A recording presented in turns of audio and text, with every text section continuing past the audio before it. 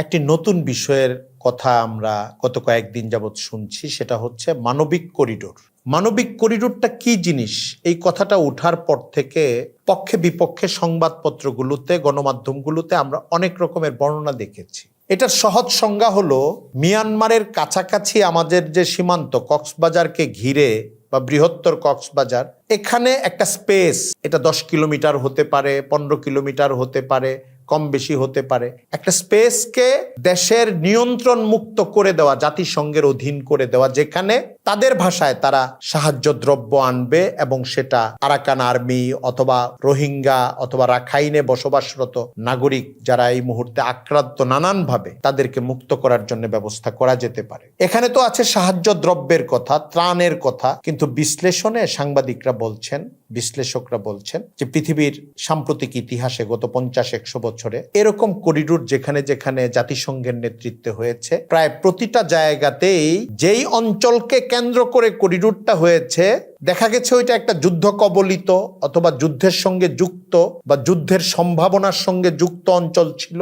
পরবর্তীতে যুদ্ধ সম্প্রসারিত হয়ে করিডোরটা যেই দেশের মধ্য থেকে দেওয়া, ওখানকেও এটা গ্রাস করে ফেলে। এবং এটা শুধু ত্রাণ সামগ্রীর মধ্যে জিনিসটা আটকে থাকে না, সীমাবদ্ধ থাকে না, বরং যুদ্ধের সমরাস্ত্র সেখানে যেতে থাকে, বিভিন্ন রকম বাহিনী এসে নামতে থাকে, জাতিসংঘে যাদের প্রভাব বেশি, যাদের ভোটের পাওয়ার বেশি, জাতিসংঘকে যারা পরিচালনা করে, তাদের নানা রকমের আয়োজনগত, যুদ্ধগত আয়োজন ওই করিডোরকে কেন্দ্র করে পরিচালিত হতে থাকে। তো এটা পরিষ্কার জিনিস যে বাংলাদেশের মতো আয়তনের দিক থেকে ছোট একটা দেশ, যেখানে জনবসতি প্রায় 20 কোটির মতো, সেখানে কোনো একটা সীমান্তের দিকে এমন একটা অঞ্চল, মুক্ত অঞ্চলের মতো করে দেওয়া, করিডোরের মতো একটা আলাদা স্পেস, এবং সেখানে যদি অস্ত্র নামতে থাকে, তার একদিকে থাকবে ইন্ডিয়া, একদিকে থাকবে মিয়ানমার। প্রধান সমস্যা মিয়ানমারের সঙ্গে রোহিঙ্গা আরাকানি ইস্যুতে মিয়ানমারের সঙ্গে আমাদের একটা দূরত্ব আছে। প্রচুর রোহিঙ্গা মুসলিম ভাই আমাদের দেশে অবস্থান করছেন শরণার্থী হিসেবে, কিন্তু এখনো পর্যন্ত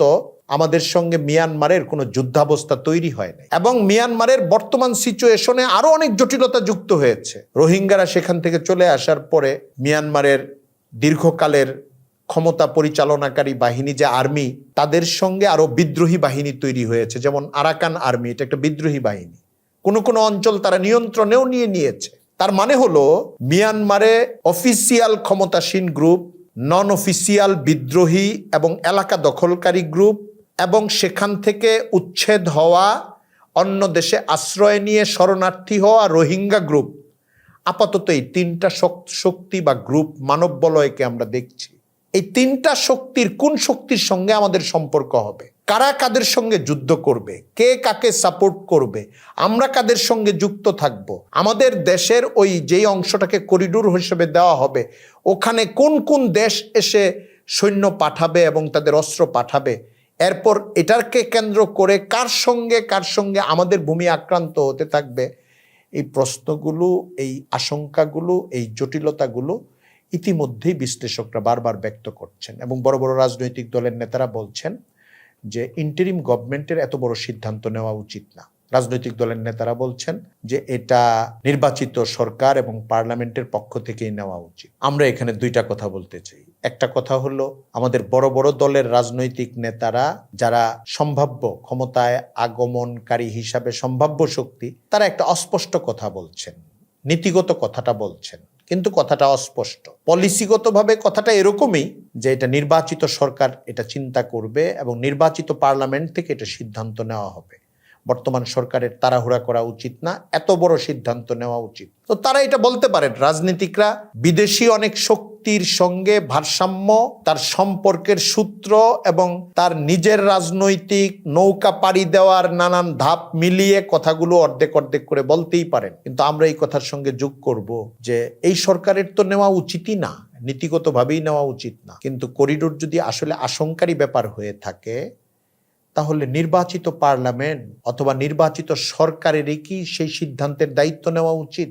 সেটাও তো নেওয়া উচিত না, বরং ওনাদের জন্য এখন আরো অনেক বেশি সুন্দর হতো, অনেকটা নির্বাচনী ম্যানিফেস্টোর মতো তারা যদি বলে ফেলতেন, টোনে বলতেন এটা যে এটার দায়িত্ব নির্বাচিত পার্লামেন্টের, আর দ্বিতীয় বাক্যে ব্যবহার করতেন এভাবে যে হ্যাঁ, যদি নির্বাচিত পার্লামেন্টের নেতৃত্ব দানকারী শক্তি আমরা হই, আমরা আমাদের দেশের সার্বভৌমত্ব এবং ভূমিকে এভাবে ব্যবহার করতে দিতে রাজি না, আমরা এটা আমাদের দেশের জন্য ঝুঁকিপূর্ণ মনে করি। এবং একই সঙ্গে সেন্ট মার্টিনের ব্যাপারে, বাংলাদেশের আরো ভূমি, আলোচিত ভূমি বা সীমান্তের ব্যাপারে তারা এখন থেকেই যদি সেই অবস্থানগুলো ঘোষণা করেন যে আমরা বা আমাদের জোট যদি দায়িত্ব পাই, এই জায়গাগুলোতে আমরা এই দুর্বলতার কোনো প্রকাশ ঘটাবো না, তাহলে আমার কাছে মনে হয় as a non political party, একজন সিটিজেন হিসাবে আমি বলছি, আমরা একটু খুশি হতাম, আমরা নিরাপদ বোধ করতাম। কারণ তারা অর্ধেকটা কথা বলেছেন। তাদের কথাটা অনেকটা এইরকম যে আপনি পিঠাটা দিবেন কি না এটার দায়িত্ব আপনার না, আমরা এসে দিব